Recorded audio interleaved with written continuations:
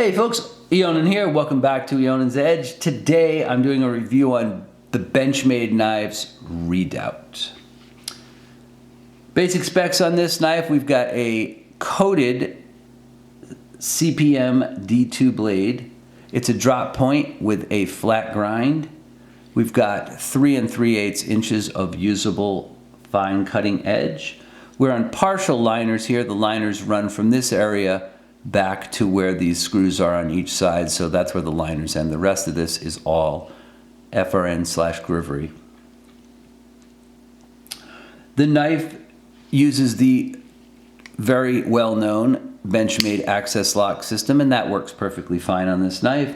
It's riding on phosphor bronze bushings. Again, 2 different textures of FRN scales, a lightly pebbled gray here with some plastic jimping on the bottom, and then a pebbled olive green section across the back of the spine, the heel, and the sides of the scales. Which, by the way, the scale length is 4 3/4 inches. The tip to tail length on this knife is 8 1/4 inches, and the weight on my digital scale was 3.65 ounces. This is an Apex knife, by the way, so my time was limited with this. I did get a couple of days of carrying with it and some use, so I did get a chance to at least put the knife into play in the real world.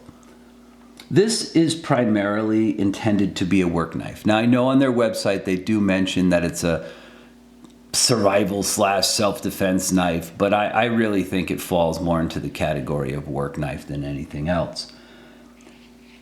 It's got good, solid, basic ergos. You notice they didn't do anything too crazy here. A little bit of scalloping here so that you could get your hands around it easily. There is plenty of room back here. There's some jimping on the actual liners, which extend out like a lot of Benchmades do across the top. So there's a place to put your hands if you're in this back position. If you want to choke up, that's a little different. It does have a fairly narrow blade spine on it, so you're not gonna feel like there's a ton of real estate back there, but you can very comfortably get 5 fingers into hammer grip here. And I like that there is some extra scale hanging off the back. And like I said, there is some good texturing and jimping on the knife. So that works really good. The knife will probably fit all but the largest hand sizes. I have large glove size hands. Here's my hammer grip on this knife. You can see there's still quite a bit of room back here before this really goes round in the back. The fit and finish seemed good on the knife. I was kind of far down on the list, so I'm one of the later people to review this knife, but that being said, everything looks good on it. It still looks pretty much like a brand new knife, even though it has been reviewed by over a dozen people now, or at least handled by all those folks and carried and what have you. So I give them an A+ on that. And the knife also has really good balance. The balance point on this knife is pretty much right behind the pivot, right about where the access lock is right there. That's the balance point on it. So even though it's not a full linered knife, it does have good hand balance in hand. It feels really comfortable right here in this position. So thumbs up for that as well. The CPM D2, which by the way, if you're unfamiliar with that, it is a powdered metal version of D2. It is created to be more fine-grained, have less voids in it, and hopefully be a little bit better at edge retention and toughness than your standard D2. They were smart that they did coat this blade, which is great because, again, it is D2, not full stainless. This held a decent working edge. I did rip up some cardboard and stuff like that with it to go to the recycling transfer station here in town. Had no issues with that. Carried the knife, carries pretty well in pocket. Used it for a few tasks. All I've done to it is just kind of lightly strap it back up. Again, this knife has had a lot of use to it. You really wouldn't be able to tell though that a bunch of people used and reviewed this knife in front of me, because this coating that Benchmade has used, this kind of gray powder coating, has worked really well. Nice, kind of very light, subdued looking green thumb studs on it to go with the green on the back of the knife as well. But again, this knife will get all your tasks done. It'll do all the kind of cutting that you need. Not a super thick spine, as you can see, kind of on the thinnish side. So you're not going to do real heavy duty work with it, but yeah, it's going to hold up well, right?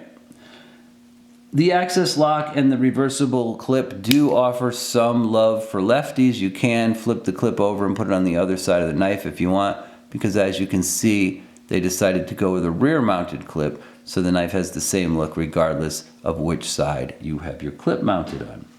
So a little love for the lefties. So what are my dislikes about the knife? There's a couple. So I'm not so sure how I feel about a knife that's being kind of touted for this kind of use, having only partial steel insert liners that come back to here. These screws here on both sides in the back hold each back side of the liner in place. It basically comes down like this and goes back up toward the pivot. Not a big fan of that.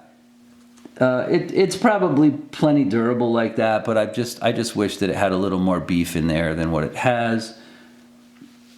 And the Grivry FR on scales are functional, and they do have, especially these pebbled olive colored portion here on the top and back of the spine, they do have really nice texturing, so I don't feel like you're going to lose your grip on this knife at all. So that's a positive, but they won't win any prizes. No one's going to go ooh and ah over plastic textured scales, even if there are two different variations of it on the same knife.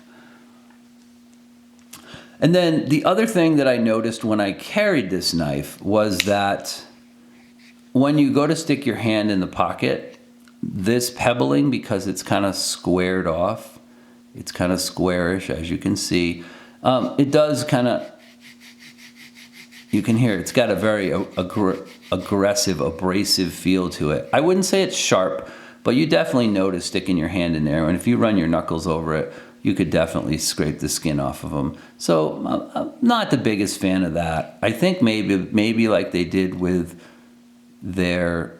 some of their other lines of knives, they used some rubberizing, which I think would have been a great way to go, to add some rubberizing to the knife too. But this is not unpleasant. It's just something you will feel when you go to stick your hand in your pocket to reach for your keys or other stuff, if it happens to be in the same pocket that you carry your knife in. Got a fully functional pocket clip. Like I said, it is reversible for lefties and righties, and since it's an access lock, it's an ambidextrous knife. That's always a plus. And I think that's why Benchmade mostly sticks with that design.